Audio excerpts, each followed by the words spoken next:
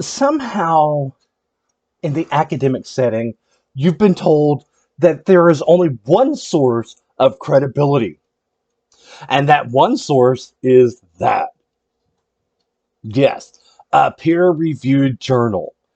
The challenge with the peer reviewed journal is that seven people read it. Yeah, you may publish 100 things, but nobody reads it except your dear sweet mother. Now, let's go back and let's talk about what credibility and research means in the real world.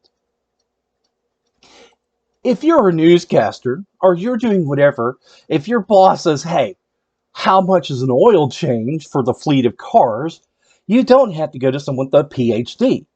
You can go to the Jiffy Lube, not endorsing them, you can go to the Jiffy Lube website and go under fleet operations.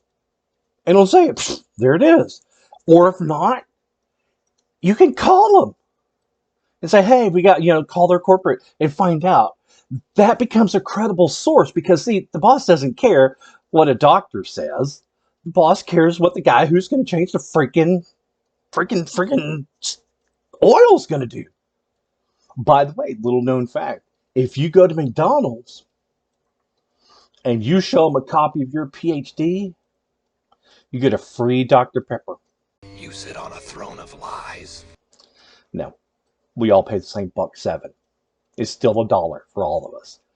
So don't confuse that. And people, so if we need to talk about air conditioning or welding or oh shoot, just people skills.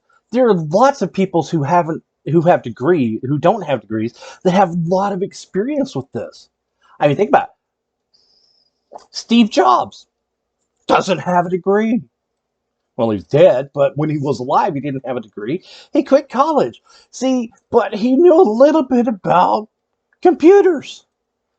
So, but he's never published. Is he credible? Absolutely.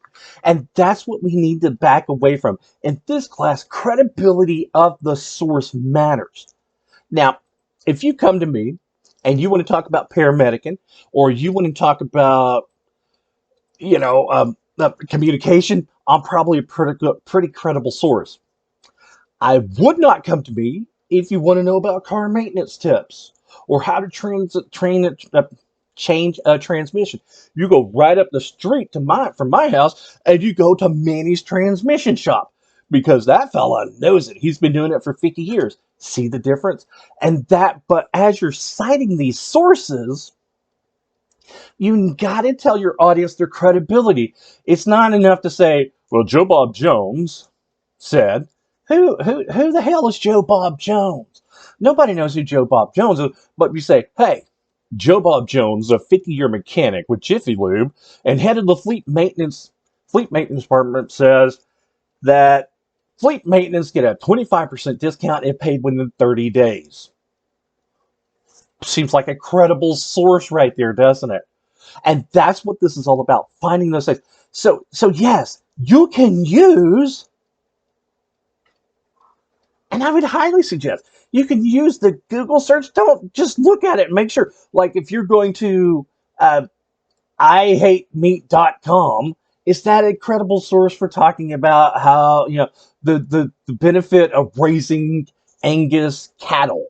No. On the other hand, if you're going to say grassisgreat.com, is that a great? No, wait, those are the same thing. ilovecattle.com. Don't do that one. Trust me, don't do it. I know you're doing it.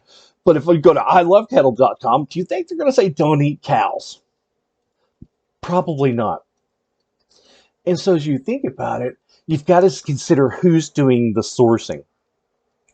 The Walmart people are going to love Walmart. They're going to dog on Kmart. The Coke people are going to dog on Pepsi, which is fine. Now, when Coke comes after Dr. Pepper, then we got a problem. Or Pepsi comes after Dr. Pepper, then we'll stab somebody. But see, these are the things we do. Now, I'm going to post something else about Wikipedia because we really need to discuss that. So think about the credibility. We have credible people, experts. We have sources, newspapers. Think about it. If you want to know about the gossip on the stars, you don't got to go down to your English professor. Pick up People Magazine, National Enquirer. Those are things that are credible enough. So that's what we're talking about, credible sources, and tell us what they are.